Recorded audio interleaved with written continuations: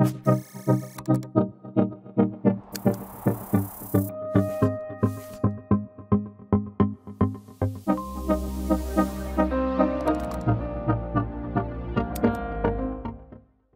première table ronde a pour thème plus de 300 problématiques identifiées, puis résolues en amont de la phase exé, et 70% des ouvrages préfabriqués grâce au processus BIM. Donc vous avez tous compris que cette table ronde, le projet de construction dont nous allons parler, est ce magnifique CFA des Compagnons du Devoir. Nous avons donc à cette table ronde avec nous Nicolas Henry, chargé de projet et maîtrise d'ouvrage, responsable énergétique national et référent BIM. Madame Coralie Ox, chef de projet, bureau d'études thermiques Solares Baden. Madame Morgane Christ, ingénieure d'études, bureau d'études et électricité ID. Alors, merci d'avoir accepté de participer à cette table ronde. Tout d'abord, c'est jamais complètement évident de venir parler d'un projet, même si on est passionné par son projet, devant un tel nombre de personnes. Donc, ne vous inquiétez pas, ça va bien se passer. On va faire cette table ronde en bienveillance. Donc, ce que je vous propose avant tout, pour introduire le sujet, c'est de regarder une petite vidéo qui a été faite par les Compagnons du Devoir, par Monsieur Henry, dans lequel nous allons voir en images le projet et en quoi consistait le BIM sur ce projet. Nous avons voulu, ça c'est une vraie volonté, intégrer le processus BIM dès cette phase programmation. Ensuite, après la phase concours, on a pris le choix avec l'architecte et la maîtrise d'œuvre de rallonger les temps de conception sur ce projet de 30 à 40%.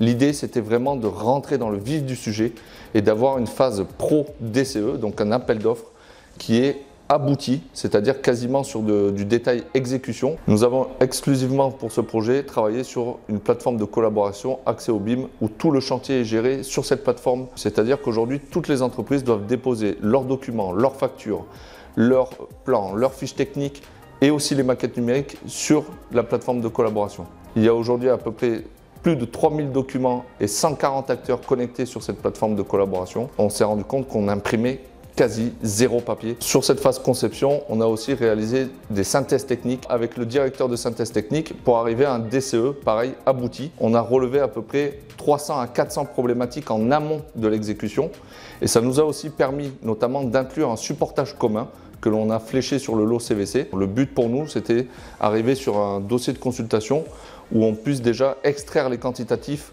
depuis les maquettes numériques. Aujourd'hui, le chantier se fait 70% en préfabrication, que ce soit les murs. Il y a eu aussi la charpente bois. La charpente bois a été taillée numériquement à partir de la maquette numérique, la charpente métallique aussi, et tout est assemblé sur le chantier. Aujourd'hui, tous les équipements de chantier ont été modélisés, les échafaudages, les grues, etc., les zones de stockage, et ça nous a vraiment aidé en fait à organiser et gérer le chantier sur l'aspect BIM prévention. On s'est muni d'un casque de réalité augmentée. Ça nous permet de projeter un hologramme de la maquette numérique sur le chantier.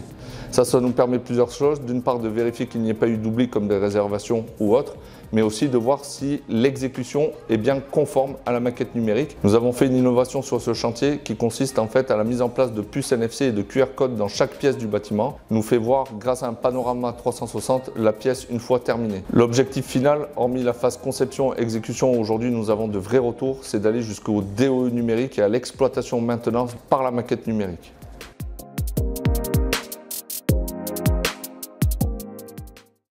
Bravo, Monsieur Henry, c'est complet. C'est une démarche BIM qu'on pourrait dire complète. Pouvez-vous nous expliquer la genèse de ce projet? Pourquoi partir en BIM?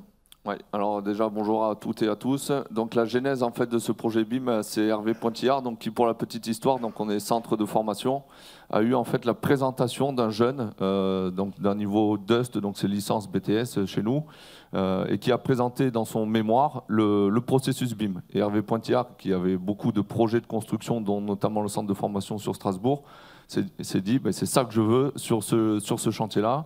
Il en a ensuite parlé à Vincent Brazo, qui est directeur du service technique du patrimoine chez nous. Il faut savoir que les Compagnons du Devoir, on a à peu près 300 000 m² de patrimoine en exploitation-maintenance. Donc c'était aussi des sujets chez nous qui étaient dans les cartons. Et ça s'est fait que, bingo, l'ordre c'était de partir sur ce projet en BIM avec les objectifs de transition numérique et énergétique du bâtiment. Et donc, quand on vous a dit ça, on fait ce projet en BIM. Est-ce que vous avez exprimé des craintes ou est-ce que vous avez dit non, le BIM Alors oui, alors à la genèse, moi j'ai été embauché justement pour gérer à l'origine ce chantier en BIM qui était mon ancienne spécialité. Et bien sûr les craintes qu'on connaît tous et qu'on a peut-être tous vécu dans la salle pour certains et bon nombre d'entre nous, c'est que le processus BIM s'écroule en cours de route pour avoir fait beaucoup de projets. Soit ça va mal démarrer en phase conception, ou alors on va faire une maquette 3D d'un côté, puis on va faire du DWG, du 2D de l'autre. Donc il y a vraiment deux salles, deux ambiances, la cellule BIM d'un côté, la cellule terrain de l'autre. Et c'est pareil, alors si ça marche en conception, on arrive sur le terrain et là, badaboum, le château s'écroule. On va dire, donc ça c'était vraiment nos grosses craintes principales. C'était de se lancer là-dedans, parce qu'en tant que maître d'ouvrage, c'est quand même un coût important de développement. Et c'était qu'on n'aboutisse pas, quoi. D'accord, et qu'est-ce que vous avez mis en place concrètement, d'abord en phase de conception, pour éviter justement tous ces aléas? Oui, alors ce qu'on a mis en place, je vais vous expliquer un peu tout ça après, plus en détail, mais dans les grandes lignes, ce qu'on a mis en place déjà, c'est la sélection de la maîtrise d'œuvre. Vous l'avez vu dans la vidéo, dès la phase programme. Aujourd'hui, les processus BIM ont tendance à démarrer dès la phase APD, voire Pro DCE. On commence à faire de la maquette, on commence à faire de la pré-synthèse. Là, nous, ça a été intégré dès la phase programme, c'est-à-dire que toute la maîtrise d'œuvre, les bureaux d'études, l'architecte, tout le monde a été sélectionné déjà pour ses compétences, son expérience en BIM, et surtout, ça a été dit dans les discours de tout à l'heure, que ce soit sur les artisans ou autres, mais pour la volonté. Je pense qu'aujourd'hui, on est en phase de transition, on ne maîtrise pas tous les outils, mais du moment qu'on a envie de faire et de bien faire, ça marchera forcément. Donc ça, c'était la première chose. Donc c'était déjà la sélection des équipes en maîtrise d'œuvre. Et ensuite, en phase de conception, là c'est pareil, on a mis tout en place un processus bien strict sur le sujet. Donc le projet, en quelques mots, c'est un projet, on est sur 6300 mètres carrés de bâtiment, c'est 11 300 000 et quelques euros de travaux. Alors je dis quelques, mais je sais que j'ai Hervé là qui compte les centimes et qui perd les cheveux. Donc c'est à peu près 11 millions d'euros. On est sur un chantier ici à 1800 euros du mètre carré sur surface plancher et à peu près 1800 euros du mètre carré. Aujourd'hui, je ne pense pas qu'on arrive à faire d'autres chantiers avec des ratios coûts-travaux aussi faibles entre guillemets. Donc c'est à peu près dans les grandes lignes les chiffres de ce bâtiment, quoi. D'accord. Tant qu'on y est dans la présentation, est-ce que vous voulez nous présenter un peu l'équipe de maîtrise d'œuvre et les différents, si on regarde, vous avez dans le reste de la présentation, les parties prenantes finalement de ce projet? Voilà, donc ça c'est toutes les entreprises conception et exécution. Et en tant que maître d'ouvrage, on a eu une vraie exigence sur la sélection de ces acteurs parce que le processus BIM nous tenait à cœur et comme vous l'avez dit tout à l'heure, nos craintes c'était que ça s'essouffle, qu'on ne réussisse pas. Donc tout le monde a été sélectionné comme ça. Bureau d'études fluides, Madame Ox, bureau d'études électricité, Madame Christ, qui vont prendre après la parole et qui vous donneront leur retour d'expérience aussi là-dessus. Et après est venu aussi le temps de la sélection des entreprises d'exécution. Donc là, c'est pareil, sur l'appel d'offres, on a écarté personne, que ce soit les artisans. Voilà, il y avait sur le projet, c'est 32 corps d'État. On est en tout corps d'État séparés. C'est 32 entreprises d'exécution. D'accord. Est-ce qu'il y a d'autres parties prenantes? Est-ce que vous avez impliqué des organismes de prévention, des organismes... On a sollicité en phase de conception l'OPPBTP et la CARSAT, nous on est centre de formation pour les jeunes apprenants. Donc en phase conception, il y a énormément de contraintes techniques à prendre en compte. Il y a aussi la phase chantier, l'objectif. On avait l'objectif, alors on avait beaucoup d'objectifs, mais l'objectif zéro accident. Donc on a pu intégrer l'OPPBTP. Et en fait, avec tous ces acteurs-là, c'est pareil, on a pu les greffer sur ce projet. On a aussi intégré l'Eurométropole. Vous avez le parvis de l'Eurométropole. Et avec la maquette numérique du bâtiment, eux aussi ont modélisé leur propre maquette numérique au niveau de l'Eurométropole. Alors sur différents formats, on va parler de l'OpenBIM un peu après. Mais on a pu intégrer tout ce monde-là de manière très facile. C'est-à-dire que quand vous avez une maquette numérique pour échanger, forcément, on arrive à très vite identifier les risques, les espaces, tous les dangers, et à mieux collaborer, quoi. D'accord. Et donc, M. Pointillard, oui, a évoqué plusieurs prix, hein, c'est ça? Vous avez participé à plusieurs concours, finalement, dont le BIM d'argent. Tout à fait. Donc, alors, les prix, on n'est pas à chasse au concours. Ce n'est pas dans notre ADN. C'est juste qu'aujourd'hui, on a eu de beaux résultats et des vrais résultats en phase conception et exécution, vraiment sur cette partie BIM. Et je pense que ça a été un vrai succès par rapport à tout ce qu'on connaît, où des fois ça fait flop, on a du mal à engager les acteurs. à les convaincre. Et là, on a vraiment, sur ce chantier, réussi quelque chose. C'est même aller jusqu'à l'ouvrier. Et en fait, le but de l'inscription à tous ces concours, c'est maintenant, et de notre présence ici, c'est de partager cette expérience, partager les cas d'usage, partager qu'est-ce qui a marché, pas marché, les coûts, etc. Et c'est pour ça qu'on s'est inscrit à tous ces concours et ça a fait un succès. Alors, si on revient sur la phase de conception, justement, vous avez laissé aucun détail, enfin, vous n'avez laissé place à aucun détail parce que, au hasard, parce que finalement, vous avez même l'équipe de conception, vous les avez questionnés, c'est ça? Vous avez fait des questionnaires, BIM, vous avez évalué leur maturité? Exactement. Alors, c'était pas le contrôle surprise, hein, c'était en fait dès la phase programme. C'était toute l'équipe de maîtrise d'œuvre et même nous, maîtres d'ouvrage, en fait, je vais vous expliquer un peu, mais on s'est soumis un peu aussi au propre processus et on s'est nous-mêmes, on a nous-mêmes en tant que maître d'ouvrage répondu au questionnaire. Et là, vous avez voilà un exemple. Alors, je crois que c'est Solares qui est sur la gauche. Donc, vous voyez, en fait, Solares, c'était le petit bonhomme, c'est-à-dire que par rapport au niveau que nous on a attendu, donc c'est un niveau qu'on a décrit auprès de la cellule BIM, donc l'AMO et le BIM Manager. Il y a eu tout un questionnaire en fait personnalisé qui a été envoyé à toute l'équipe de maîtrise d'œuvre. Ils ont répondu et en fait ça a aidé à cibler un peu, alors pas les lacunes, mais un peu sur quoi il fallait que l'on travaille avec l'équipe de maîtrise d'œuvre. Et ça a aussi permis un accompagnement plus personnalisé, c'est-à-dire que l'entreprise qui était déjà plus assise sur son processus en interne, ben, il n'avait peut-être pas forcément besoin de l'accompagner, alors que peut-être d'autres entreprises avaient besoin de plus de soutien. Ça, c'est pareil en tant que sur le projet. On était beaucoup dans la formation, dans l'accompagnement. C'est quelque chose qu'on a essayé de mettre en place. Donc, oui, voilà. Vous aviez missionné non, le BIM Management pour, si nécessaire, apporter de la formation. Voilà, exactement. C'est-à-dire que le BIM Manager en fait, avait dans sa mission un volume d'heures d'accompagnement et de formation, si besoin, pour prendre la main sur une problématique de modélisation, d'outils, etc. On a aussi débloqué des formations pour l'utilisation de la plateforme de collaboration qu'on va évoquer un peu après. Donc voilà, on a essayé d'être dans cette dynamique, quoi. Et donc, bon, alors voilà, vous avez accompagné, mais vous avez aussi imposé certains critères déjà au BET d'aller jusqu'à l'EXE. Vous avez imposé le logiciel. Parlez-nous-en un petit peu, ouais, donnez-nous des informations sur ce sujet. Donc déjà, on arrive sur la phase programme, donc la sélection des équipes, et après on arrive en phase de conception. Donc vous voyez, on a quand même imposé quelques points, et surtout des volontés, des objectifs. Donc ces objectifs-là, c'est sur la phase de conception. Donc il y avait plusieurs points sur la phase conception. C'est surtout, on va dire, je pense, la clé en fait de ce projet s'est fait en phase conception. Les objectifs qui étaient donnés en tant que maître d'ouvrage envers la maîtrise d'œuvre, c'était d'aboutir à un DCE niveau exécution. Voilà. C'était vraiment le fil conducteur. Avec les quantités. Avec les quantités, c'est-à-dire que tous les DPGF ont été quantifiés. Donc dès la phase conception, on a fait à peu près 4 mois et demi de synthèse technique. En tant que maître d'ouvrage, c'est pareil, on s'est soumis nous-mêmes à nos propres cahiers des charges. On a modélisé notre propre maquette. Par exemple, si vous faites le tour un peu du bâtiment, vous allez voir tout le parc machine. Tout ce parc machine, on l'a modélisé en amont, on a intégré les informations de données techniques, des besoins d'air comprimé, besoins en eau, besoins en électricité. Donc ça, je pense, ça a aussi aidé à la collaboration, hein, parce que le processus BIM, ça j'en profite voilà, de l'audit pour le répéter, mais ce n'est pas de la 3D. Le processus BIM, c'est une méthode de travail et de collaboration. Donc on a profité de cet objectif pour réaliser de la synthèse technique, et le but, c'était d'arriver à un DCE niveau exécution. Donc on a fait 4 mois et demi de synthèse technique et pour pouvoir quantifier toutes les maquettes. Bon, je vais poser une question qui va peut-être un peu fâcher, mais alors c'est une particularité de Strasbourg, hein, que les BET, les bureaux d'études fassent les exés.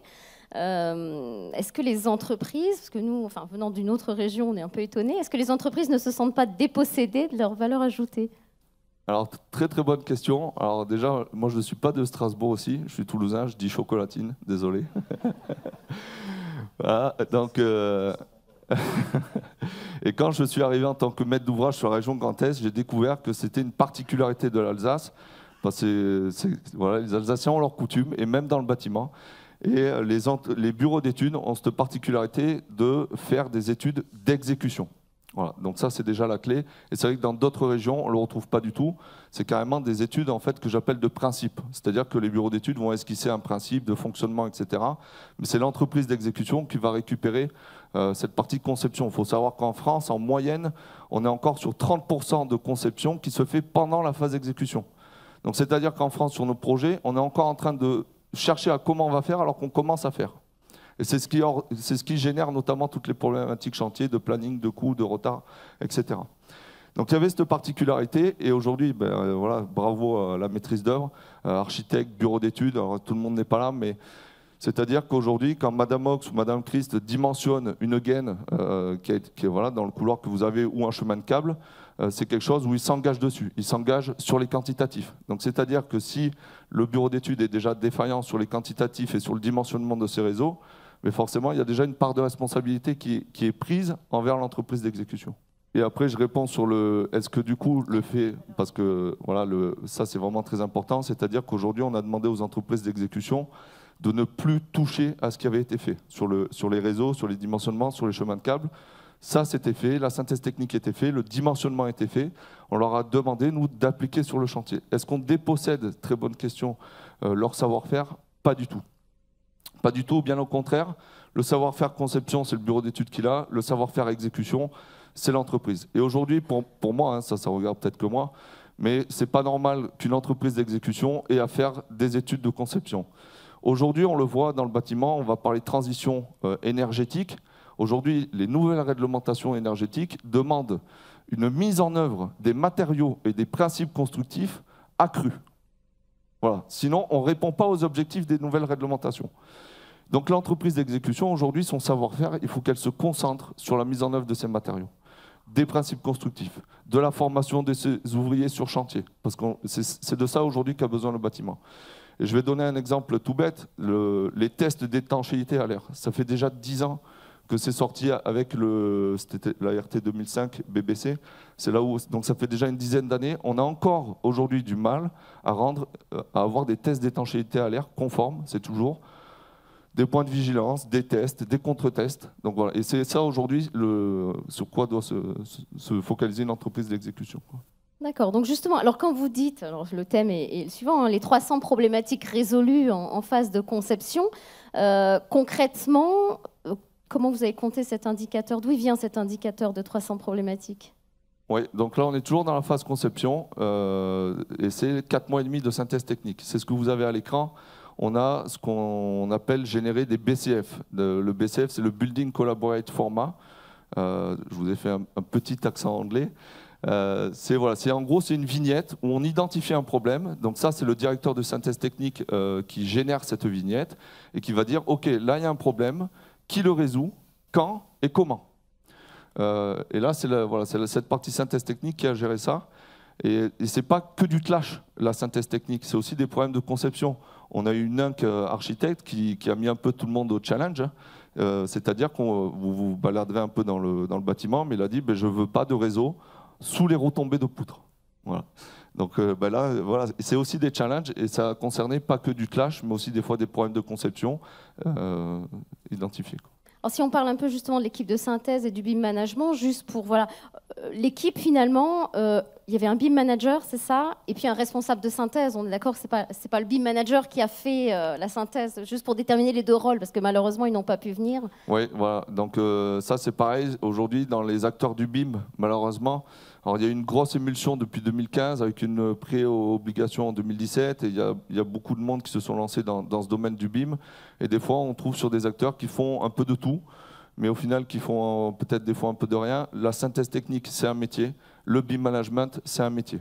Donc là, en effet, alors c'était la même société, mais c'était distinct. C'est-à-dire que le directeur de synthèse technique, lui, le BIM management, c'est pas du tout son truc. Son métier, c'est la synthèse. Donc c'était bien deux cellules, deux services différents. Oui. Parlons maintenant de la plateforme collaborative. Vous avez choisi Accès au BIM. Comment avez-vous utilisé cette plateforme? Ouais, donc gros sujet, ça a été aussi évoqué dans les discours précédents au niveau de la sécurisation des données. Donc la plateforme collaborative, pour ceux qui ne connaissent pas, je vais vulgariser un peu la chose, mais c'est ni plus ni moins qu'une Dropbox un peu géante c'est la mutualisation des données du chantier. Là, c'est pareil, on avait dans les obligations et les exigences auprès de la maîtrise d'œuvre et des entreprises, et ça, c'est même dans les pièces écrites du projet, c'était que tout document devait être déposé sur la plateforme et que tout document circulant hors de la plateforme serait jugé non valable et non recevable. Donc en fait, tous les documents, c'est ça aujourd'hui, on s'envoie des mails, on s'envoie des 8 transferts, le lien est expiré, j'ai pas ce document, j'ai pas ci, j'ai pas ça.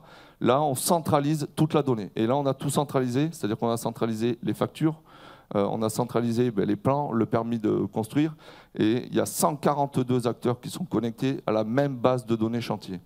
Alors bien sûr, il y a des droits d'accès, mais par exemple, l'OPPVTP, la CARSAT, l'Eurométropole de Strasbourg ont un accès à la plateforme de collaboration et ont accès à certains documents. Et vous l'avez également utilisé pour les visas, c'est ça? C'est un usage en plus, pas seulement une Dropbox, ce que la Dropbox ne fait pas. Voilà.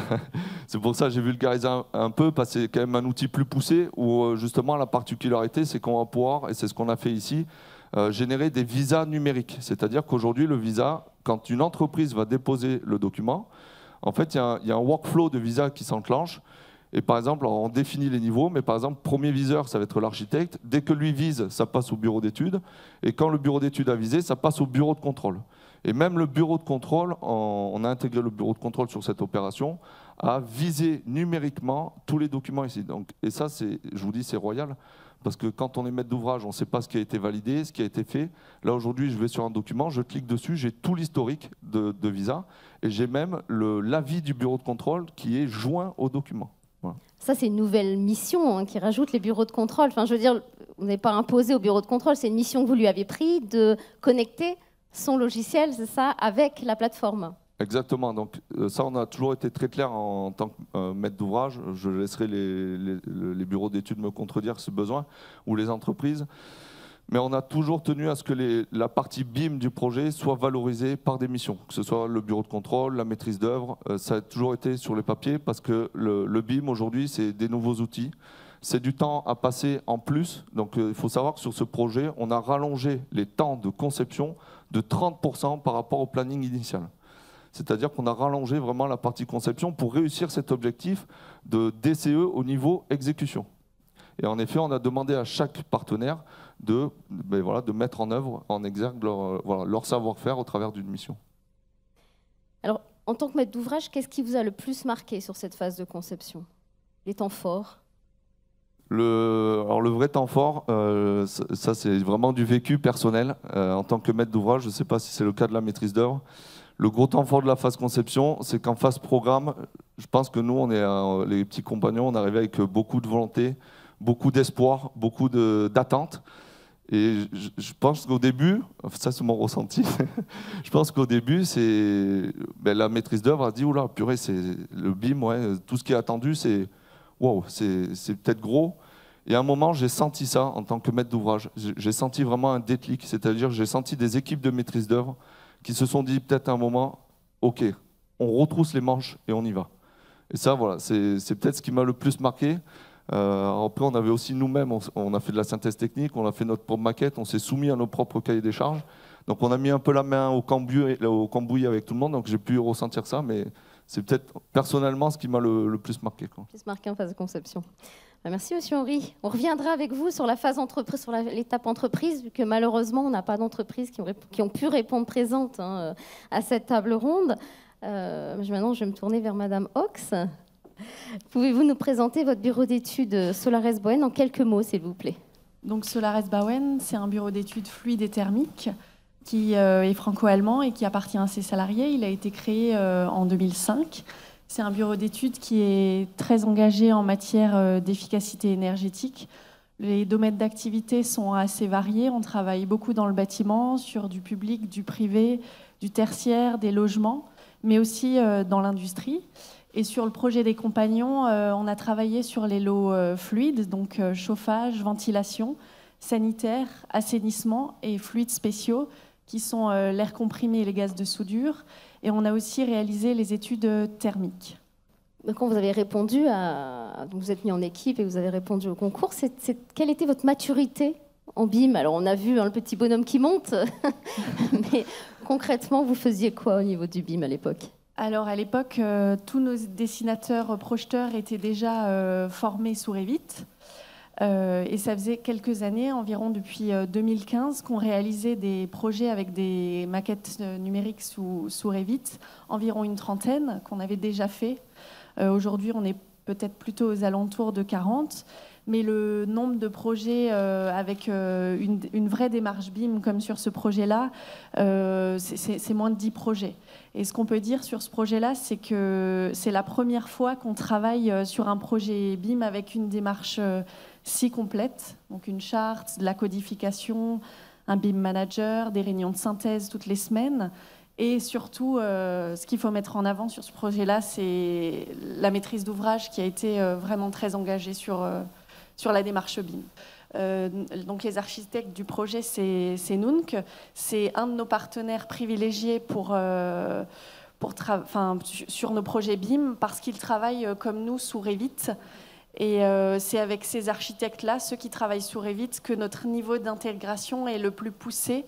C'est un peu plus délicat quand les architectes travaillent sous d'autres logiciels comme Archicad. Quand vous parlez de niveau d'intégration, c'est-à-dire qu'est-ce que vous réussissez à faire avec des maquettes numériques finalement? Parce que Nunc, c'est comme un partenaire, c'est ça? Donc ces maquettes numériques ont plus d'intérêt parce que vous y trouvez vous-même votre intérêt dans votre travail? Oui. En fait, quand la maquette elle est bien modélisée, on peut se servir de cette maquette-là pour extraire des quantités, pour justement compléter nos DPGF. Et ça peut nous servir aussi pour réaliser nos calculs thermiques. On arrive à exporter des surfaces qu'on intègre dans un logiciel de calcul réglementaire, Pléiade en l'occurrence. Mais la vraie valeur ajoutée de cette maquette, ça reste l'aspect collaboratif avec la gestion de la synthèse dès la phase de conception qui nous a permis en chantier d'anticiper les conflits entre lots. Mais toujours, il faut préciser que ça marche quand on a l'exé et que l'entreprise ne remet pas à jour tous nos plans. Il faut que la maquette elle serve en chantier.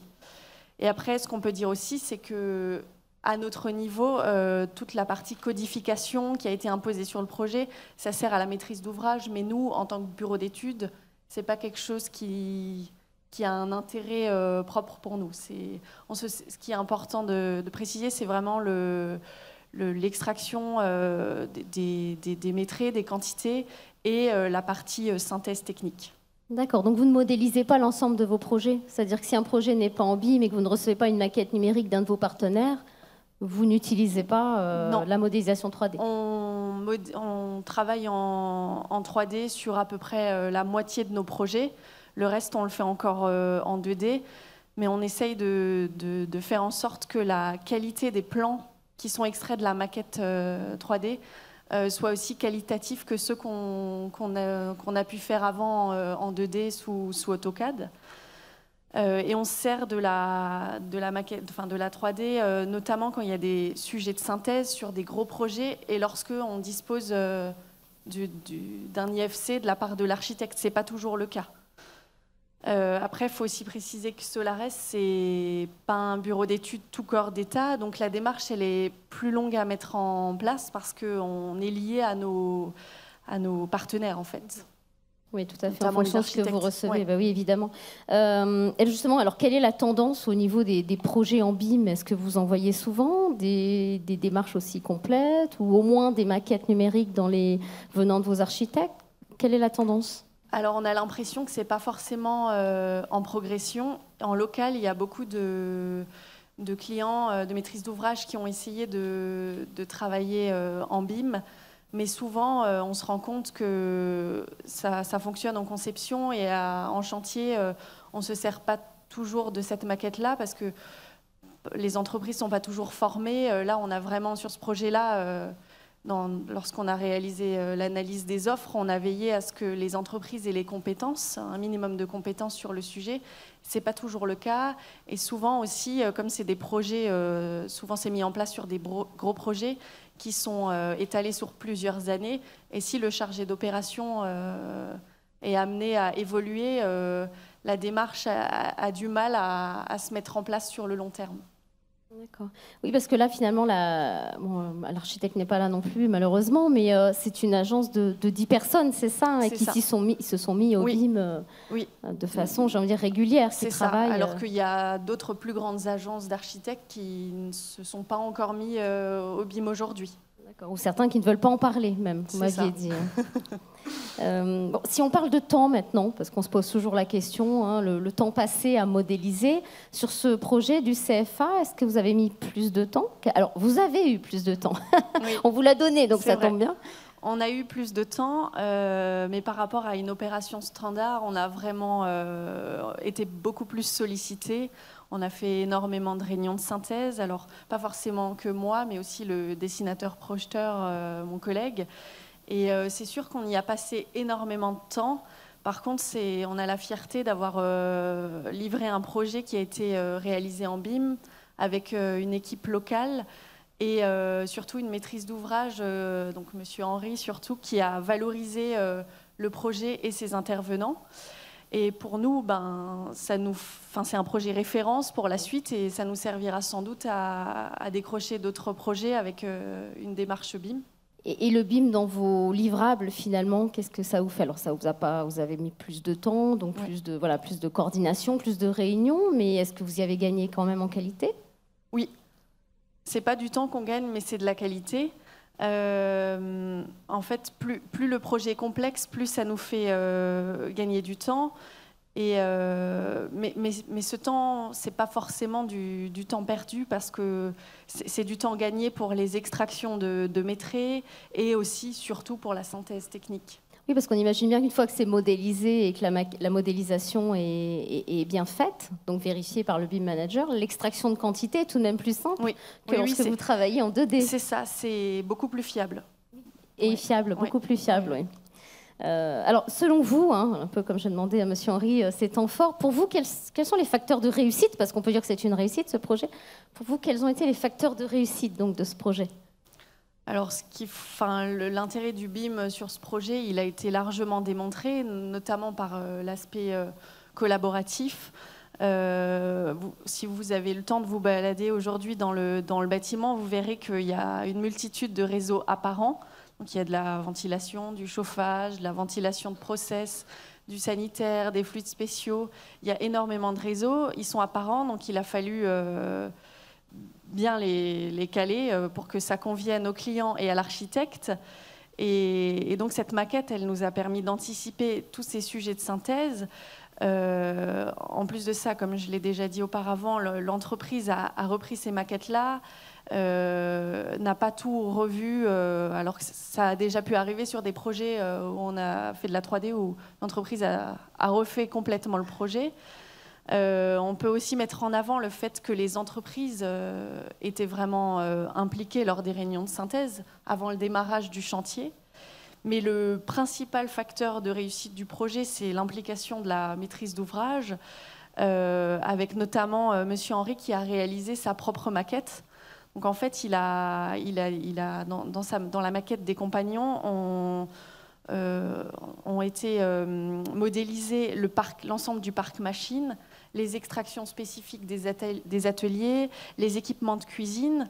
Et ça nous a permis de localiser avec précision toutes les attentes de fluides dont on avait besoin. Et dans l'objectif de coller au plus juste à la réalité, qui est le moins d'erreurs possible. Et ça aurait pas pu avoir lieu sans toutes ces réunions de synthèse. Et avec la 2D, on ne serait jamais arrivé à un niveau de précision aussi poussé. Merci. Merci Madame Ox.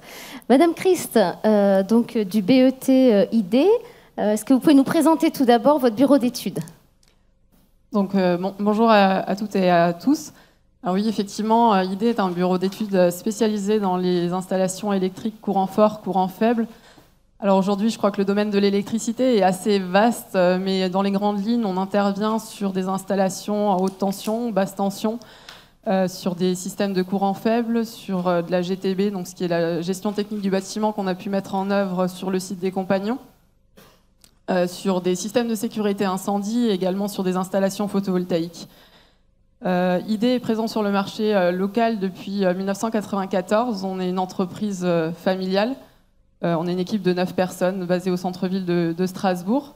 On intervient comme Solares sur beaucoup de secteurs d'activité, donc que ça soit du logement, des marchés publics, de l'industrie beaucoup, du tertiaire, de la résidence hôtelière, ou encore des bâtiments spécialisés. Nos projets sont soit neufs, soit en rénovation. C'est essentiellement sur la région Alsace qu'on intervient. On a quelques projets au niveau national. Actuellement, on est présent sur Paris et Avignon, mais voilà. On a à cœur de répondre aux enjeux actuels. On essaie de proposer des solutions qui permettent d'optimiser l'efficacité énergétique des bâtiments et de réduire les bilans carbone de nos constructions. En tous les cas, on essaie de proposer des techniques qui soient simples, fiables et économiques.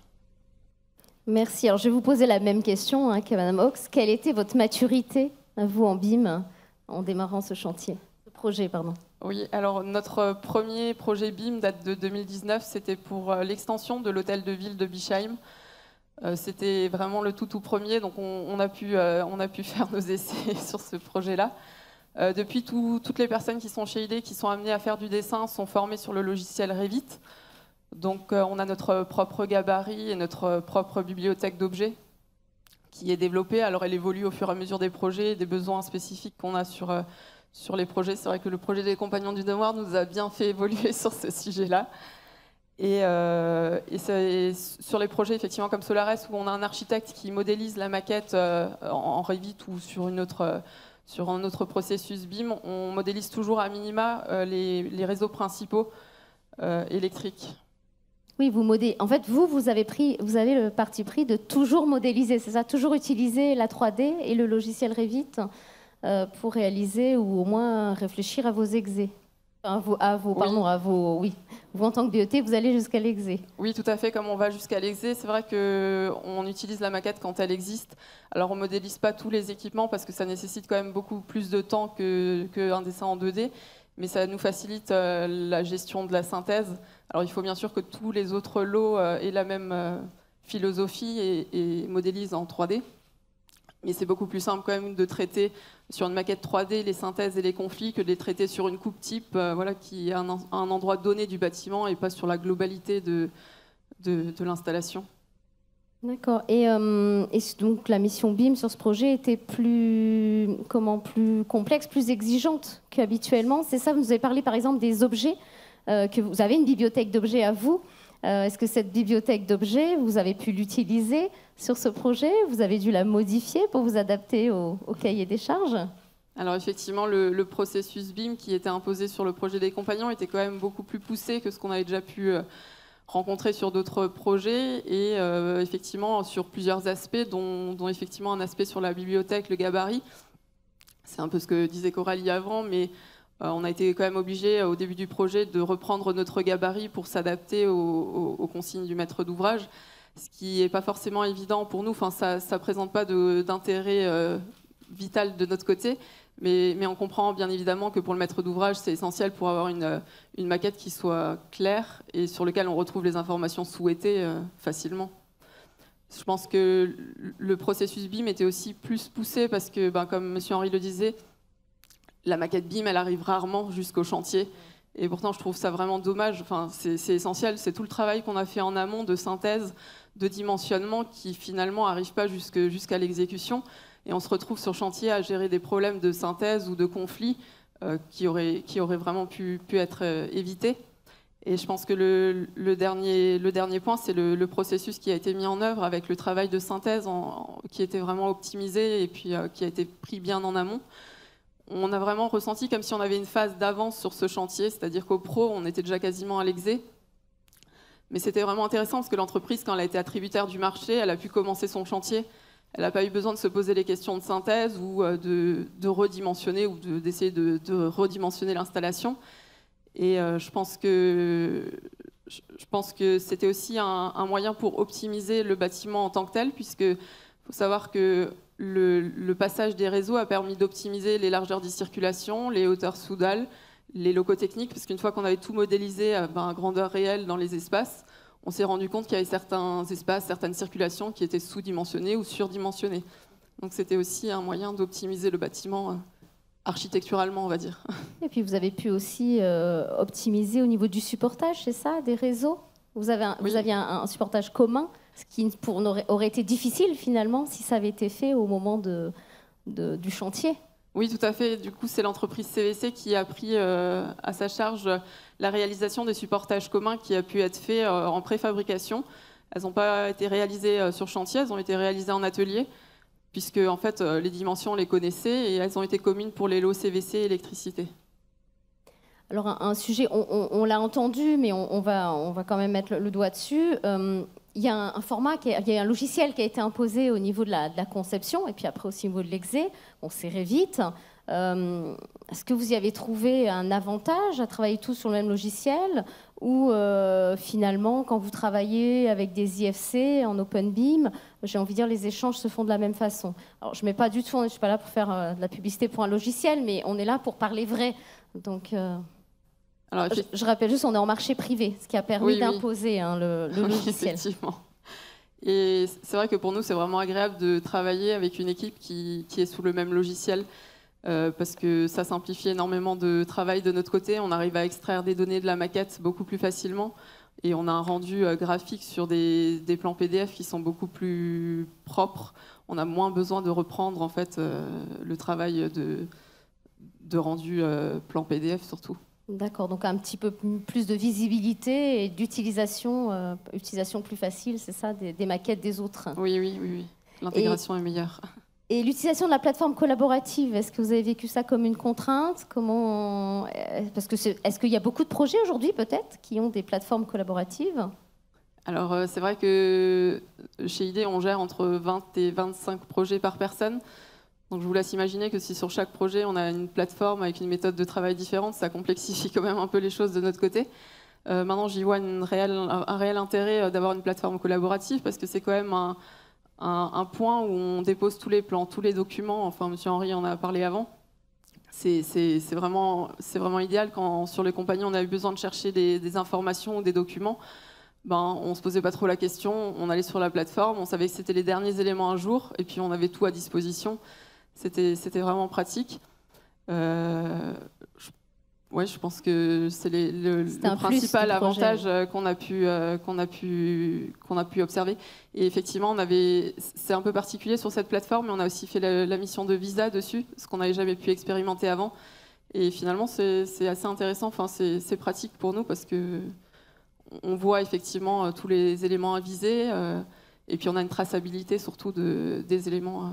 Puis ça vous donne un tableau de bord finalement, peut-être sans repasser par un Excel qui vous permet de faire le suivi de vos visas. Après, une plateforme, pour qu'elle soit efficace, ça demande quand même beaucoup de rigueur, ou alors un peu des garde-fous comme on avait sur la plateforme des Compagnons du Devoir. C'est-à-dire que chaque document qui a été déposé devait avoir une codification, une nomination bien particulière, sinon le logiciel ne l'acceptait pas. On ne pouvait pas déposer dans tous les dossiers non plus. Et c'est vrai que quand on n'a pas cette rigueur-là, ça devient vite fait un petit bordel sur les plateformes, les autres que j'ai déjà pu tester. Et je pense que c'est un réel avantage aussi pour la maîtrise d'ouvrage, en tous les cas, d'avoir cette plateforme, parce qu'à la fin du chantier, tous les documents sont organisés, sont rangés, et je vois la vitesse à laquelle M. Henry arrive à trouver les informations. Je pense que c'est un temps record. Oui, parce que je pense que c'est important de redire le chiffre, 3242 documents sur un chantier comme ça. Alors, dans des mails, dans des dossiers, dans l'ordinateur des uns et des autres, on imagine bien que les retrouver serait compliqué sans cette plateforme. J'ai pas mis à jour, on est à 5000 documents maintenant. Bon, je rentre pas dans ces détails-là parce que j'y connais rien. Donc, mais en tant qu'utilisateur, quand j'avais des sujets à aller chercher sur la communication et tout ça, tout ce qu'on a fait, tous les films qui ont été faits, toutes les revues de presse qu'il y a eu ou ainsi de suite, sont également dedans. Enfin, c'est vraiment. Des fois, on classe des dossiers, des machins, c'est pas à jour. Là, on sait que tout est à jour. Et ça, c'est vraiment un bienfait. Et puis, je tiens à remercier toute la maîtrise d'œuvre, tout le travail qui a été fait. Ça a été un travail de malade. Mais je tiens à préciser, on a eu le Covid, on a eu tout sur ce chantier-là. On a commencé par l'inondation, au mois d'août. Quand on a démarré, c'était l'été où il y a eu le plus d'eau qu'il a plu depuis 1945 en Alsace. On a eu le Covid, on a eu tout ça, et 0 retard sur le chantier à la fin. C'est ça. Justement, si on a un peu le temps, M. Henry nous expliquera l'histoire de l'inondation et comment la maquette numérique a aidé justement à pallier cet aléa. Parce que là, c'était vraiment un aléa imprévisible. Je rappelle que la définition de l'aléa, c'est quand c'est imprévisible. On utilise souvent le mot un peu à tort et à travers. Alors, on va parler quand même de la phase ACT un petit peu, parce que le mot BIM, en général, ça fait peur. Ça fait peur aux entreprises. On pourrait penser qu'il n'y a pas eu beaucoup de réponses, ou alors il a fallu aller les chercher, les entreprises. Ça s'est passé comment, cette phase ACT ? Alors, je vais parler pour mon lot, mais en tous les cas, je ne pense pas que le BIM ait fait peur aux entreprises. Par contre, je pense que le BIM était aussi adapté au projet, c'est-à-dire à l'ampleur du bâtiment, des travaux, à la complexité des installations. Et on a quand même eu 8 entreprises qui ont répondu sur le lot électricité, ce qui est quand même pas rien, sur un marché qui était à un peu plus d'1 million d'euros. Finalement, c'est l'entreprise 4E, qui est une entreprise familiale locale, qui a réalisé les travaux. C'était pour eux un des premiers chantiers en BIM qu'ils ont pu réaliser. Donc franchement, je pense que c'est une très belle réussite pour eux parce qu'ils ont suivi jusqu'au bout. Ils sont encore un peu dedans là dans les DOE actuellement. Et je pense que de toute façon, c'était très formateur pour eux de démarrer un projet, enfin de démarrer le BIM sur un projet comme les Compagnons du Devoir, quoi. Est-ce que M. Henry nous expliquera après qu'est-ce qu'elles ont dû faire, les entreprises, sur les... Parce qu'il y avait les maquettes exé, mais vous leur avez demandé aussi de toucher finalement à ces maquettes, de les faire aller jusqu'au DOE. Alors je vais vous poser une dernière question, un peu la même que j'ai posée. Ça a été quoi votre ressenti général de cette opération voilà, comment vous en sortez? Alors pour nous, c'était une belle expérience. On est fiers du résultat du bâtiment qu'on peut voir aujourd'hui. Je pense qu'on doit ce résultat beaucoup à la maîtrise d'ouvrage et à M. Henry, qui était présent de la phase conception ou même phase programme jusqu'à la phase d'exécution. Il est encore présent aujourd'hui. C'est un maître d'ouvrage qui accompagne tout le monde, les entreprises, les bureaux d'études. C'est quelqu'un de très positif qui pousse en avant et qui n'a jamais lâché sur l'idée du BIM. Je pense que c'est ça qui a permis d'arriver jusqu'au bout, parce qu'on aurait certainement peut-être essayé de lâcher avant. Et après, je pense qu'on était une équipe de maîtrise d'œuvre soudée et on avait des entreprises de qualité qui ont permis d'arriver jusqu'à l'exécution qu'on peut voir aujourd'hui. Donc c'est un beau projet. Et je conclurai peut-être juste avec un petit proverbe africain qui est assez connu et qui résume assez bien, on va dire, l'intelligence collective qu'on a pu avoir sur ce projet. Et c'est seul, on va plus vite, ensemble, on va plus loin. Bien, merci. Je pense qu'on est fait plus loin, mais avec certainement quelqu'un, un guide. D'où l'importance de la maîtrise d'ouvrage et de l'implication de la maîtrise d'ouvrage, je pense, sur un projet BIM réussi. On va revenir à vous, Monsieur Henry, parce que malheureusement, on n'a pas d'entreprises qui ont pu répondre présentes. Peut-être qu'on les a un peu prévenues tard. Voilà. Donc, je vais vous demander qu'est-ce qui était donc demandé aux entreprises sur ce projet exactement, en BIM, évidemment. Oui, alors je rebondis juste parce que je découvre aussi les témoignages des bureaux d'études. Le chantier est terminé, donc vous pouvez dire tout ce que vous voulez. Mais pour moi, c'est assez poignant parce que souvent, ce que j'entends comme discours, c'est que le BIM, c'est du numérique, ça éloigne les acteurs. Et en fait, là, je l'ai entendu aussi et c'est ce que j'ai ressenti sur ce projet. Je pense qu'il y a eu un vrai cocon, le proverbe termine très bien.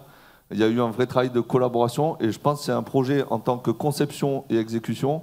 On n'a jamais été autant rapprochés, autant parlé. Entre la conception, l'exécution, le maître d'ouvrage. Enfin voilà, j'ai ressenti ça dans les témoignages. Et il faut le souligner parce que ça n'empêche rien. Pour revenir à votre question, ce qui a été demandé aux entreprises, donc il y avait déjà le travail des bureaux d'études.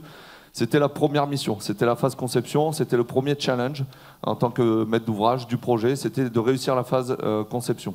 Donc ça a été réussi avec brio et vous avez entendu aussi dans les témoignages et je découvre aussi.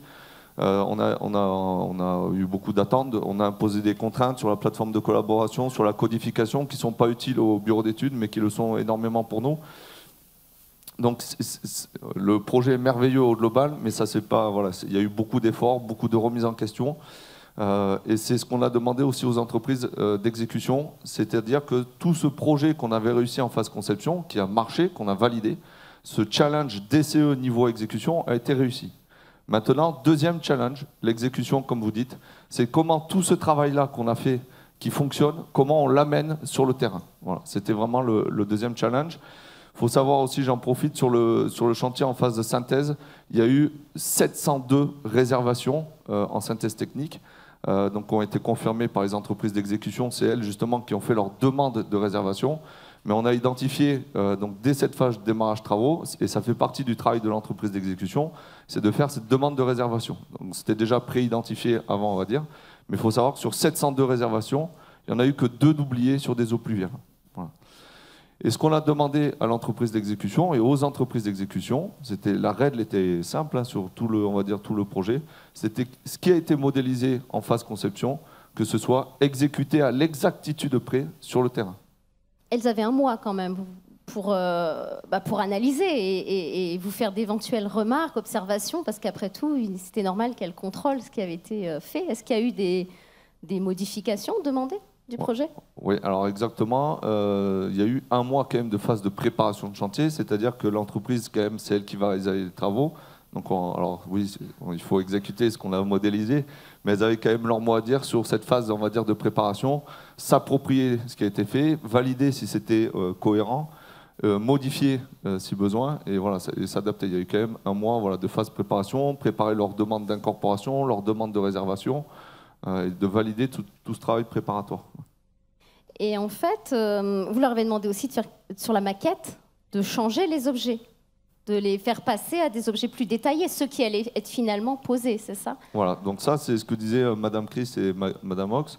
En phase conception, on ne sait toujours pas le produit qui va être installé, quelle marque de radiateur, quel modèle. Donc on fait en phase conception, ça n'empêche pas qu'on puisse aboutir les choses, mais le modèle final, terminal en lui-même reste à disposition de l'entreprise, parce qu'elle aussi elle a ses fournisseurs, elle a ses stratégies commerciales, etc. Donc ça, c'est laissé quand même libre. Mais une fois que la demande d'approbation des matériaux a été validée par le bureau d'études, c'est-à-dire que le produit que propose l'entreprise a été validé, en effet, c'était maintenant le challenge et la mission de l'entreprise. C'était la chaudière qui a été retenue en phase conception, c'est un rectangle qui reprend des dimensions cohérentes pour la synthèse technique. Et c'était maintenant ce modèle qui a été validé, de le modéliser et de l'implanter. Voilà. Et on a demandé aussi qu'il y ait les volumes de maintenance qui soient modélisés dans ces objets pour pareil, anticiper toute la partie maintenance. D'accord. Et ces 70% d'éléments préfabriqués, c'était une demande dès les pièces écrites aussi? Alors non, c'était pas une demande dans les pièces écrites. Ça s'est fait, on va dire, au fur et à mesure. En fait, ça s'est fait naturellement. C'est-à-dire que vu qu'on avait une synthèse technique qui était aboutie, dès qu'on avait une synthèse technique qui était aboutie, en fait, les choses sont faites naturellement. On a parlé du supportage commun. Donc ça, c'est quand même assez rare. Hein, c'est-à-dire 70%. Il n'y a pas que du prémur, il n'y a pas que de la charpente métallique, parce que ça c'est des lots quand même.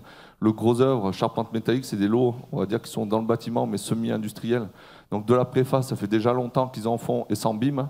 Alors là c'était un peu plus complet, parce qu'on a fait nos demandes de réservation dans les poutres, etc., dans les retombées de poutres, donc il y avait ce petit truc en plus. Mais la préfabrication s'est installée au fur et à mesure. Et naturellement, dans les pièces écrites, je pense que ça a été décrit un peu comme ça, c'est-à-dire vu qu'on avait quelque chose d'abouti, de fini, c'est ce qui a été ciblé un peu naturellement. Et au global, on arrive à 70% de préfabrication. Alors justement, ça a certainement aidé au délai du chantier, hein, comme il a été dit, 0 jour de retard. Parlez-nous un peu de cet aléa qui a eu l'inondation, en quoi la maquette numérique a permis de contrer cet aléa? Oui, donc autre challenge, ça a été un peu spoilé. C'est une vraie réussite là aussi, 0 jour de retard sur le planning, et on a tout connu aussi ensemble. C'est un chantier, il y a eu le Covid, il y a eu le scénario Ukraine, on a tout eu, et on a aussi eu un vrai aléa au démarrage chantier. Alors il faut savoir qu'ici on est route des Romains, alors ça c'est un place de Vitruve, mais c'est route des Romains. Alors je ne sais pas s'il y a des archéologues dans la salle, je veux froisser personne.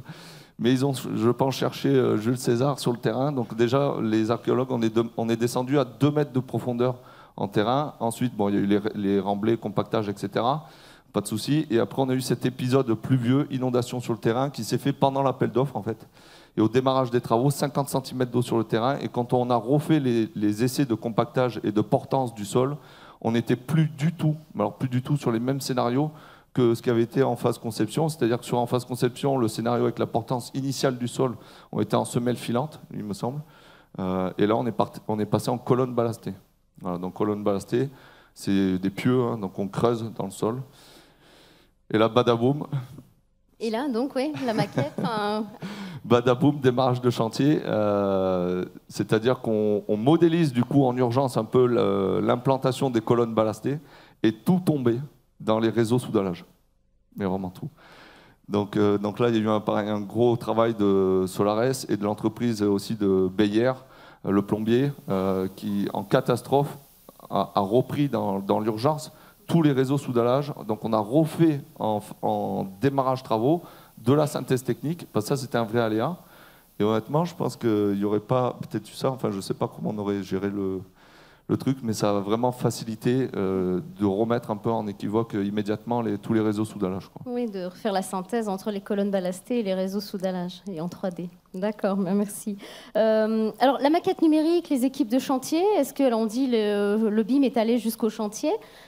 Concrètement, ils l'avaient dans les mains, les équipes? Je crois que vous aviez imposé quelque chose au chef de chantier. Alors oui, alors ça c'était le deuxième challenge, c'était comment tout ça on allait le déployer sur le chantier, parce que Revit aujourd'hui tout le monde le prend en main, mais l'ouvrier sur chantier lui il fait pas de Revit. Alors déjà il y a la problématique de l'outil. Et comment est-ce qu'on allait amener tout ça? Donc on a déjà trouvé une application. Alors il faut savoir que c'est ce que dit la maîtrise d'œuvre, tout était déjà bien calé dans les documents marchés. C'est-à-dire qu'on a déjà imposé que l'entreprise mette à disposition un coordinateur de synthèse technique, un BIM modeler, et que leur chef de chantier soit équipé d'une tablette. Voilà, ça, c'était déjà dans les pièces marché. Et ce qu'on a utilisé, c'est l'outil Dalux, peut-être que certains connaissent. Donc, c'est-à-dire et là, c'est pareil, on a pris une demi-journée avec tous les chefs d'équipe.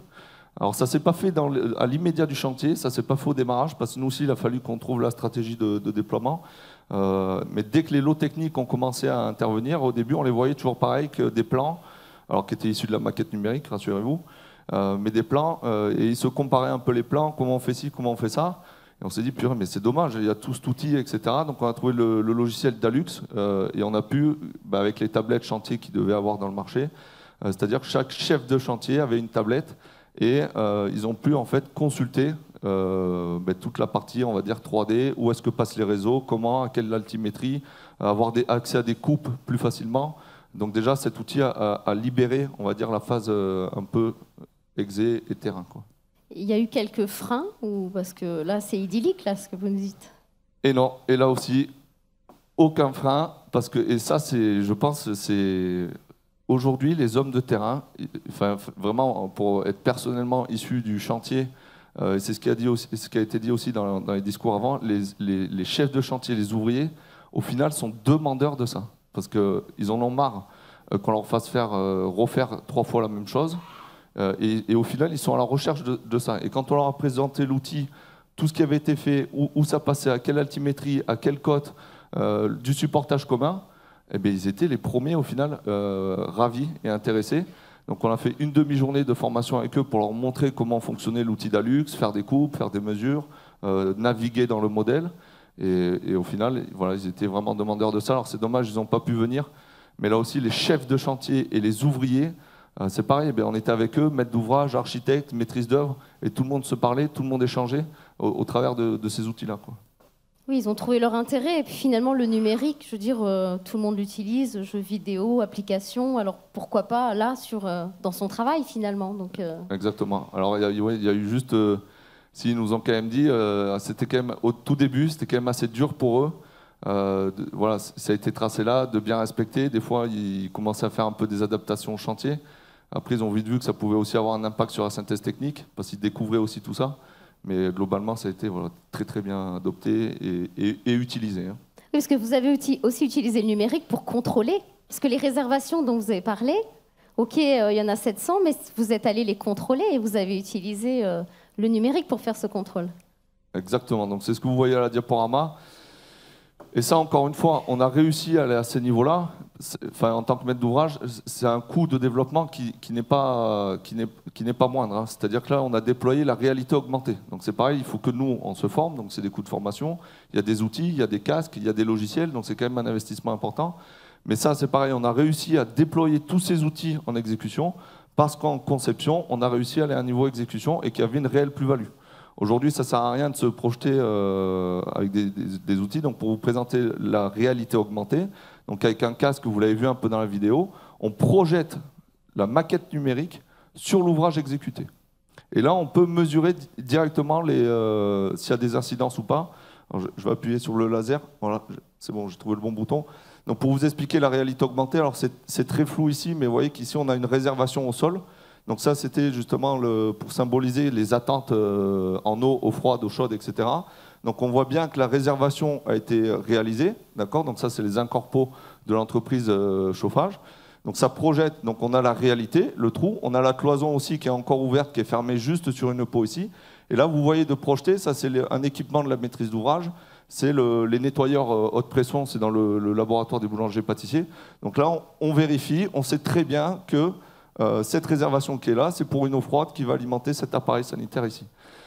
Là, je me balade avec le casque. Si je vois que j'ai un appareil sanitaire ici, que je dois avoir une attente, mais que j'ai rien de fait sur le chantier, il y a un oubli, et avant de fermer les cloisons, avant de couler la chape, avant de faire ci, de faire ça, on peut rebondir.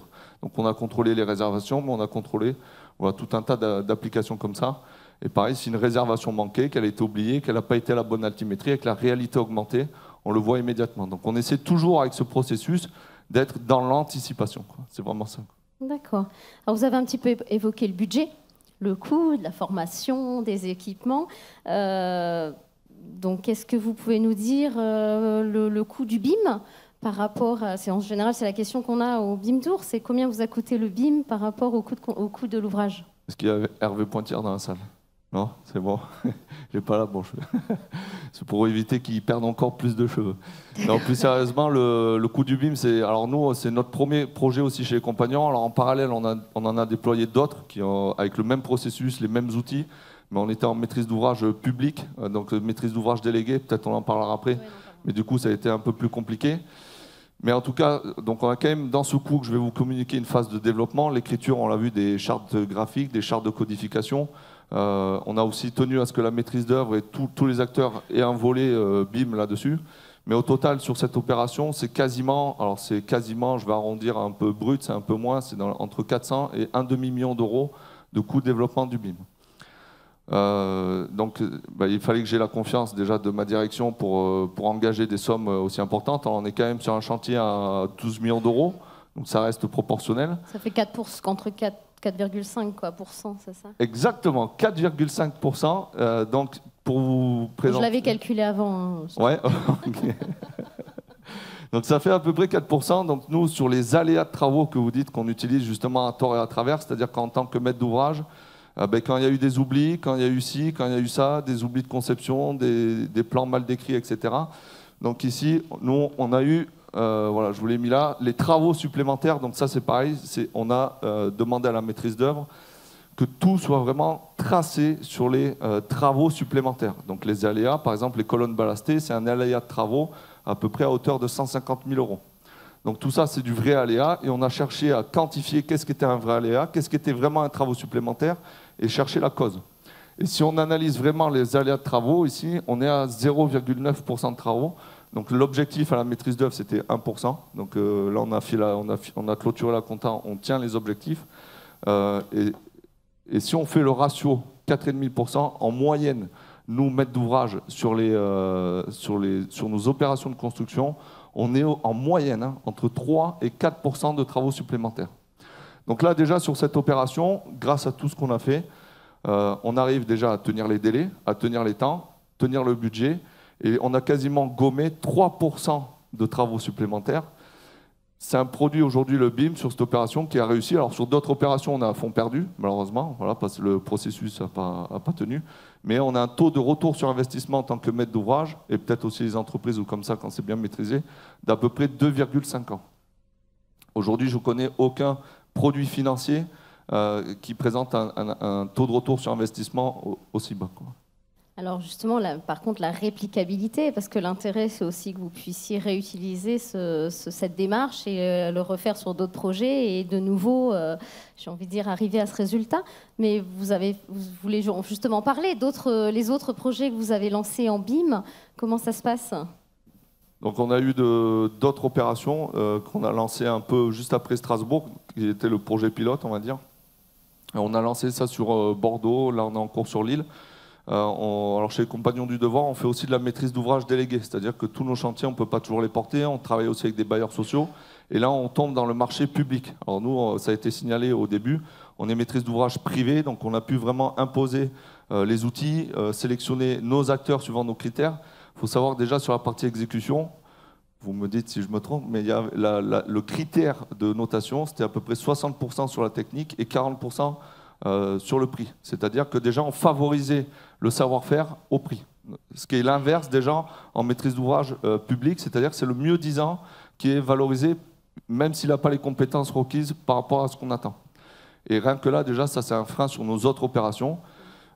Et après, c'est pareil, on a fait des opérations de conception-construction. Et là, on se dit, ben, c'est bingo, ça répond totalement au BIM, mais aujourd'hui, il y a tellement aussi de niveaux de sous-traitance chez certaines entreprises d'exécution. Ça a été souligné tout à l'heure par la FFB, par la CAPEB. Aujourd'hui, ben, on est en manque de main-d'œuvre, on est à la course au temps, au chantier, donc forcément, on sous-traite une bonne partie. Là, le secteur du bâtiment est pareil, un peu en escalade, on n'a pas trop de vision. Et tout ça fait que ben, un processus BIM là-dedans, quand ce n'est pas maîtrisé, eh bien, il est un peu mis de côté. D'accord. Justement, alors, est-ce qu'il y a un message que vous souhaiteriez faire passer au niveau du BIM? Parce que finalement, vous avez quand même tiré des leçons de ce projet.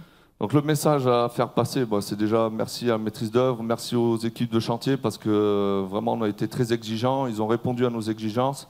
Je vous dis, ça n'a pas été simple, ça a demandé à tout le monde déjà de se remettre en question sur le... Et c'est ça, un peu le BIM. Aujourd'hui, c'est réapprendre à marcher. C'est un processus de travail, il faut réapprendre à marcher, réapprendre à collaborer. Donc déjà, merci à toutes les personnes qui ont gravité autour de ce projet. Le bilan est merveilleux. Et le message que j'ai à faire passer, je ne sais pas, donc le BIM Tour, c'est en lien avec le... C'est organisé par le plan BIM, oui. Par le plan BIM, qui est en lien lui-même avec le gouvernement. Aujourd'hui, le secteur de la construction, il a besoin du processus BIM. Il y a une maladie aujourd'hui dans le bâtiment, et le processus BIM, il répond un peu à tous ces bobos, hein, entre guillemets. Il va répondre aussi, il va nous aider à répondre aux nouvelles réglementations. Et si j'ai un message à faire passer, aujourd'hui, l'Irlande, le Portugal, l'Espagne ont régi le BIM dans leur pays. On est un des derniers pays en France à pas avoir fait passer de loi, etc. Donc j'espère vraiment que tout ce qu'on a mis en application sur ce projet, s'il y a des régisseurs ici ou des gens qui peuvent nous entendre, peut-être se servir de tout ce qui a marché sur ce projet pour régir les lois de demain. C'est vraiment le message que j'aurais à faire passer. Bien, merci beaucoup en tout cas, merci pour ce sujet passionnant. Je pense qu'on peut les applaudir.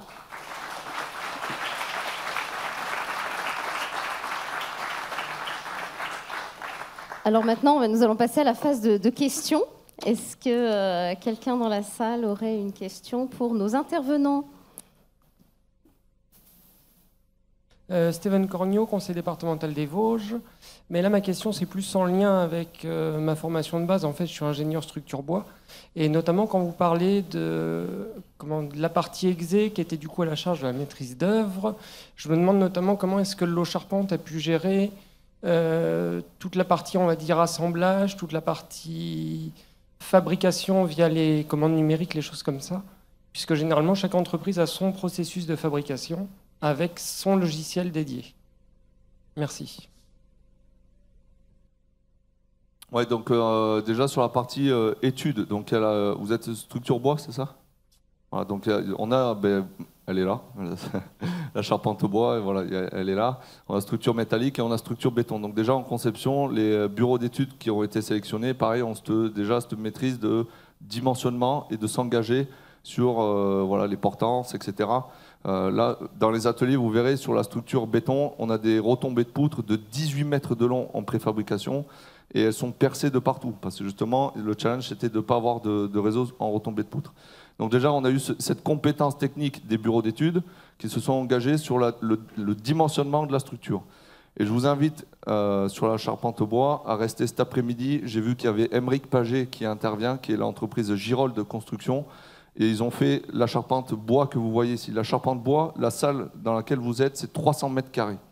Charpente bois, pour la faire, c'est 3 jours. 3 jours sur chantier. Girol Construction a préfabriqué, alors il vous expliquera ça mieux que moi, mais c'est une entreprise qui est taillée pour justement cette puissance de la maquette numérique, l'amener sur le taillage du bois. Et là, tous les éléments, donc on est sur du CNT, Tous les éléments ont été livrés et grutés sur le chantier. On a mis l'étancheur derrière lui. Et en 3-4 jours, on a couvert 300 mètres carrés de bâtiment. Je ne sais pas si je réponds à votre question. En tout cas, Émeric Paget pourra vous en dire plus. Alors peut-être si on a le bureau d'études de structure bois qui est là, vous dites. Peut-être que si elle veut... Cédim, ou c'était Madame Bonfant. Non, Bois, c'est Cédim. Ouais. Je ne sais pas s'ils sont là. Ah, Cet après-midi, voilà. J'ai Bon, pas dit de bêtises. J'imagine de toute façon cette maquette numérique faite par le bureau d'études, ils l'ont récupérée certainement en IFC, l'ont mis dans leur logiciel métier finalement et ont pu sortir leur plan de fabrication et aller jusqu'aux commandes numériques avec ces fichiers. J'imagine que c'est comme ça que la... Voilà, exactement. Alors, on a beaucoup parlé de... On lui posera la question cet après-midi. Vu qu'il est là cet après-midi, on reviendra sur votre question. Voilà, ouais. Donc, on a beaucoup parlé de Revit, mais toute la partie justement structure, nous on a imposé Revit parce qu'on est maîtrise d'ouvrage technique. C'est-à-dire que demain, si je casse une cloison, etc., il faut que je puisse prendre un natif. Si je modifie un réseau, etc., il faut que je puisse prendre le logiciel et mettre à jour mes plans. Ce que ne permet pas l'IFC. Par contre, nous, en tant que maîtrise d'ouvrage, on n'a pas vocation à modifier la structure du bâtiment. Donc là, les logiciels autres que Revit ont été autorisés. Je crois que Cédim était sur Stracon. Peut-être pas Cédim, c'était CADWork. Voilà, CADWork. Très bien, voilà. C'est SIB qui était sur Stracon. Donc il y a eu d'autres logiciels. Et en effet, là, c'est le protocole IFC. Oui, ou alors peut-être que Gérold avait aussi CADWorks, finalement, pour sa charpente bois. Donc il y a eu continuité dans les fichiers. Hein. D'accord. Voilà. Bon, on en saura un petit peu plus cet après-midi, mais c'est bien de dire en effet que vous n'avez pas imposé aux lots structures, enfin charpente bois, métallique, vous n'avez pas imposé Revit, finalement. Parce que c'est pas nécessairement... vous n'alliez pas toucher.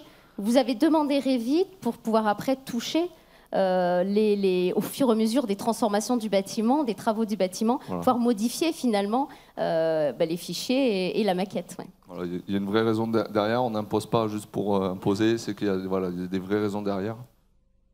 Est-ce qu'il y a une autre question dans la salle? J'en vois deux. S'il y a quelqu'un avec un micro... Bonjour, Catherine Schmitt de Mial ESH. Je suis là en tant que maître d'ouvrage et on est maître d'ouvrage public. Pour le coup, j'ai vu, vous êtes très compétent dans le domaine du BIM. Nous, on a toujours des envies de mettre en place ça sur nos opérations. La difficulté qu'on a, c'est qu'on est très peu formé, on a des notions. Et là, je vois que l'opération a été menée à bien parce que vous étiez très formé et très, très impliqué. Quelles seraient les solutions pour des gens comme nous qui avons la volonté et l'envie de faire ce genre de projet, mais qui n'avons pas la compétence? Ce serait de se faire accompagner par un AMO BIM ou d'autres solutions? Oui, alors déjà, maîtrise d'ouvrage privé, public. Alors déjà, selon moi, il y a la loi MOP. La loi MOP, c'est 1985. C'est-à-dire que le BIM, c'est les années 2000. Donc, déjà, voilà, je comprends, il y a déjà ce premier frein qui existe, cette loi MOP. Après, pour répondre à votre question, moi, ce que je pourrais vous conseiller, c'est de vous former et de mettre un peu la main à la pâte. Je vois beaucoup de confrères en maîtrise d'ouvrage qui sont accompagnés par des AMO, mais sans trop comprendre en fait ce qui se fait, ce qui se passe. Et nous, alors on a eu un AMO, on a eu un BIM management qui nous ont accompagnés, qui ont accompagné les équipes. Mais nous, en tant que maître d'ouvrage, voilà, on s'est formé. Toute l'équipe de direction aussi a été informée du risque du processus BIM, que ça risquait de s'effondrer, etc. Donc c'est pareil. Même toute la partie de direction de l'association a été sensibilisée. Donc pour moi, voilà, si je peux vous donner un conseil, c'est de vous former et peut-être mettre aussi au maximum que vous puissiez le faire, la main à la pâte. Je pense que ça nous a vraiment, ça a fédéré vraiment toutes les équipes. Ouais, je vais peut-être juste profiter pour rajouter quelques mots pour le côté maîtrise d'œuvre. C'est vrai que pour nous, c'était vraiment agréable de voir qu'on avait des attendus qui étaient très exigeants, mais on savait pourquoi en fait vous les aviez demandés. C'était pas juste demander par principe de on veut faire un projet BIM et puis on veut décrocher le BIM d'argent à la fin, quoi. C'est que derrière il y avait une réelle volonté, il y a une exploitation qui est faite derrière et puis il y a de la maintenance qui va tourner sur ce processus. Donc quand on sait qu'il y a toute cette valeur ajoutée derrière, on est aussi beaucoup plus coopérant que juste pour faire du BIM, quoi. Oui, comme M. Henry vous disiez, ce qui est important, c'est que la maîtrise d'ouvrage connaisse le sujet, mette la main à la pâte, certainement aussi peut-être pour éviter qu'un AMO vienne avec un cahier des charges trop complexe et avec pas nécessairement de besoin derrière. Je pense que c'est ça, vous avez sûrement dû en voir, des cahiers des charges comme ça, où on vous en demande, mais pourquoi faire ? Oui, et souvent à la fin, en fait, on arrive à la fin du chantier et finalement tout s'écroule parce que les objectifs étaient bien plus importants que la réelle nécessité du projet. Alors je pense que vous aviez peut-être une volonté de pousser jusqu'au bout parce que voilà, vous avez aussi des formations en interne, c'est aussi utilisé pour les élèves, les compagnons. Donc c'est aussi un peu formateur dans l'établissement, quoi. Voilà, mais rester pragmatique pour ceux peut-être qui n'ont pas autant de besoins. En effet, il y avait la formation, vous c'est quand même spécifique. Tout ce que vous avez essayé là, l'objectif, j'imagine aussi, c'est de former vos élèves ici. Exactement, ça on n'en a pas parlé aussi. La maîtrise d'œuvre et les entreprises d'exécution, et dans la conception, on a conçu avec l'utilisateur final.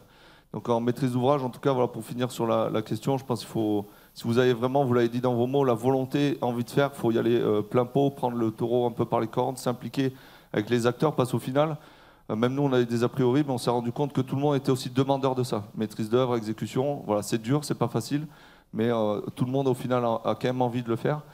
Et la question, j'ai oublié. Non, moi c'était ça. Non, c'était ça. Ouais. Et puis je pense qu'il est important, cet après-midi, il y aura une intervention justement de l'entreprise Girold sur le sujet du BIM, la méthode des petits pas. Peut-être aller aussi progressivement, parce que là on voit M. Henry qui arrive avec, j'ai envie de dire, la grosse cavalerie, réalité virtuelle, réalité augmentée, on a eu la plateforme, on a eu beaucoup de choses, là, les visas, mais parce que vous maîtrisiez le sujet, je pense. Mais un maître d'ouvrage qui débute, faut peut-être pas partir sur toutes les pistes. Ce serait quoi votre conseil ? Est-ce qu'il faut tout mettre ? Alors maîtriser le sujet plus ou moins, parce que réalité augmentée c'était une première pour nous aussi, il a fallu qu'on se forme. Et encore une fois, on a réussi justement au pas à pas à avancer dans tout ça parce qu'on avait les résultats au bout. C'est ce qui a permis de faire ça. Et il y a aussi un point important de ce projet, c'est-à-dire que la maîtrise d'œuvre a rencontré aussi l'utilisateur final, l'exploitant, qui n'est pas moi, hein, c'est les jeunes. C'est les formateurs, c'est les maîtres de stage. Et il y a eu plusieurs aussi réunions organisées. Et c'est pareil, je pense que ça a créé aussi une belle dynamique, quoi. À l'aide de la réalité virtuelle, vous avez aussi utilisé la maquette numérique pour que les gens se projettent dans leur futur environnement de travail. Voilà, c'était ça. C'est-à-dire qu'une machine, il y a beaucoup de machines, vous verrez, chez les boulangers, chez les pâtissiers, c'est à peu près c'est des centaines de machines. Et ça a été, c'est pareil, en exploitation, on a ouvert le bâtiment. Aujourd'hui, alors il y a toujours des petits trucs qui ne marchent pas, qu'il faut finir, il y a des petits trucs, mais on va dire celui qui utilise le bâtiment aujourd'hui n'a pas de mauvaise surprise, parce que presque 1 an et demi, 2 ans avant la construction du centre, il a pu visiter ses ateliers, placer lui-même, dire cette machine que je vais sélectionner, je la veux ici et pas ailleurs, et c'était assez saisissant ce retour, parce qu'au début, les métiers nous ont fait des retours avec des plans en 2D. On les a mis après, donc on a modélisé ce qu'ils nous ont transmis comme information. Donc on a créé un placement, on a créé une potence. Ils nous ont dit la potence, eux ils ont dessiné un rond, nous on a fait la vraie potence. Il faut savoir que pour l'histoire de la potence, quand ils se sont mis en VR, ils ont dit oh là là, mais elle est énorme cette potence, j'ai pas besoin de ça moi. Et en fait on a réduit comme ça de 2 tailles la potence. Donc déjà même nous maîtrise d'ouvrage, il y a des économies de coûts. Et en termes d'exploitation, il n'y a pas de mauvaise surprise, quoi. On va encore prendre une question. J'ai vu qu'il y avait quelqu'un... oui, j'avais 2 personnes. Bon, alors on va essayer de répondre rapidement à ce moment-là. On va prendre les 2 questions, on n'en prendra pas d'autres. Donc le monsieur là que je vois qui a levé la main et celui du fond. Bonjour à tous, je m'appelle Pierre-Armand Pérou, je suis étudiant plombier en Dust, conducteur de travaux en éco-bâtiment. Ça fait quand même pas une semaine que j'ai commencé la formation et on a fait des formations Dust avec les autres... étudiants. Mais là, j'avais une question par rapport à la rénovation des bâtiments, l'usage du BIM pour la rénovation de gros bâtiments ou même plus précisément, par exemple, pour les plus petits bâtiments, genre les maisons et tout comme ça. Est-ce que le BIM pourra être utilisé à l'avenir pour ça, pour les petites maisons? Oui, du coup, on a d'autres opérations chez les compagnons. Voilà, c'est 300 000 m² de patrimoine, on n'a pas que des bâtiments comme ça. On a des plus petites opérations. On déploie aussi entre guillemets, le processus BIM, les outils, c'est-à-dire que dans le cas d'une rénovation, maintenant, le processus qu'on a validé et déployé, c'est qu'on scanne numériquement, on fait un nuage de points de l'existant, on fait une maquette projet, une maquette existant. Et là, vu qu'on travaille avec beaucoup d'artisans, ça a été signalé aussi, on ne veut pas ces artisans-là les mettre de côté. Donc on travaille sur ces petites opérations, par contre avec une maîtrise d'œuvre très compétente sur le BIM. Et ce qu'on cherche à avoir, c'est un architecte ou comme ça qui, dans ce projet de rénovation, va maximiser les plans, les interférences, bien préparer les pièces écrites pour qu'après l'artisan n'ait plus, entre guillemets, à réfléchir. C'est le sujet de la table ronde 2, donc on en reparlera de tout ça. Et puis pour revenir à la maison individuelle, pourquoi pas? Votre question d'aller le BIM, c'est toujours pareil. De façon pragmatique, le BIM est applicable sur beaucoup de projets. Voilà, là c'est du BIM, on va dire, à grand usage, mais il y a aussi des trucs, on n'est pas obligé de faire, entre guillemets, des plateformes, etc. Grâce aux outils, et encore une fois, c'est une méthode et un processus de travail, ça peut être appliqué à des échelles plus réduites, donc une maison individuelle. Et ce que vous disiez, c'est que le BIM avait certainement réponse à beaucoup de mots, dont certainement peut-être le manque parfois de collaboration ou de communication sur des projets. Donc si au moins on peut l'utiliser pour ça. Monsieur, ce sera la dernière question. Oui, bonjour, je m'appelle Reza Merabani, je suis ingénieur BIM, notamment BIM manager, et j'enseigne le BIM à l'école LISA. C'est rare de voir les gens qui maîtrisent si bien le sujet, monsieur Henri. Et en fait, j'ai une question. D'après ce que j'ai compris, au niveau du dossier DO, dossier ouvrage exécuté, vous livrez le chantier en papier, enfin en format PDF. Est-ce que vous avez pensé de le livrer en maquette numérique dans la main des gestionnaires? Parce que c'est très important, c'est une question qui mérite d'être évoquée, voilà, et mettre en place pas mal de choses sur ce sujet. Car notamment, je pense que l'intérêt de BIM, ça sera une bonne partie sur la gestion pendant la durée de vie. Merci beaucoup. J'ai envie de dire, je vous remercie pour la question, parce que c'est un sujet qu'on a un peu sauté, parce qu'on était pris par le temps. Donc ça tombe bien, parce que vous allez pouvoir parler des DOE, qui est la dernière étape et votre dernier objectif du projet. Oui, je laisserai compléter aussi la maîtrise d'œuvre si besoin. Le DOE, c'est un gros sujet. On a parfaitement réussi la conception, l'exécution. Là, on a un petit coup de mou sur le DO numérique, c'est complètement nouveau. Et ça, il faut savoir que le DO numérique, on le demande à tout le monde, même aux carleurs. Sur le DO numérique, on a deux formats. On a déjà, tout est livré sur la plateforme de collaboration via PDF, il n'y a pas de papier, il n'y a pas de clé USB, il n'y a pas de CD, il n'y a pas tout ça. C'est le livrable, c'est sur la plateforme de collaboration. Du plan PDF, des plans, des fiches techniques, etc., avec une codification. Et cette codification est ensuite intégrée à la maquette numérique. Si je prends par exemple l'usage le carreleur, donc il va falloir qu'on, il faut qu'on reprenne un peu tout ça en jeu. Mais on va dire tous les corps architecturaux, le serrurier, le carreleur, etc. En fait, ce qu'on leur demande, c'est le carreleur de déposer de manière codifiée sa fiche technique sur la plateforme de collaboration et de renseigner un fichier Excel qui a été extrait depuis la maquette architecte. Donc en fait, l'architecte va extraire la donnée de la maquette numérique, on sort un fichier Excel avec des paramètres d'exploitation maintenance, et ça va être au carreleur de renseigner tous ces paramètres-là. Et c'est là où là, ça coince un peu, donc là, il va falloir qu'on prenne un peu le sujet à bras-le-corps, qu'on accompagne aussi. Mais voilà, c'est un vrai sujet. En tout cas, il y a les deux livrables pour répondre à la question, le plan PDF et la maquette numérique. Oui. Avec toutes les informations. Alors les plus avancés sur le sujet, là pour l'instant, c'est justement K3E et le lot électricité. Il y a EIMI aussi, ben, c'est les deux lots les plus avancés sur même la modélisation, lot 400, etc. Là aujourd'hui, même K3E a bien répondu, a commencé à bien implanter les informations. Ben, j'ai fait une petite vidéo à ma direction il n'y a pas longtemps. Aujourd'hui, si je clique sur ce luminaire, j'ai accès en fait à la fiche technique du luminaire. On a en gros une trentaine de paramètres d'exploitation maintenance pour chaque corps d'état technique. Mais on va voir aussi, pas que la fiche technique, on va voir aussi les fiches de nettoyage pour le sol. Est-ce que ça fait partie aussi d'une vérification périodique? Nous, il faut savoir que l'exploitation maintenance, le coût, on parle beaucoup du coût de construction d'un bâtiment, mais ce qui coûte très très cher, c'est son exploitation maintenance. Et aujourd'hui, toutes ces informations-là, quand on clique sur un objet, on va les avoir très facilement. Bien, je vous remercie beaucoup. Je vous remercie encore. Merci aux participants. Merci à vous d'avoir posé des questions.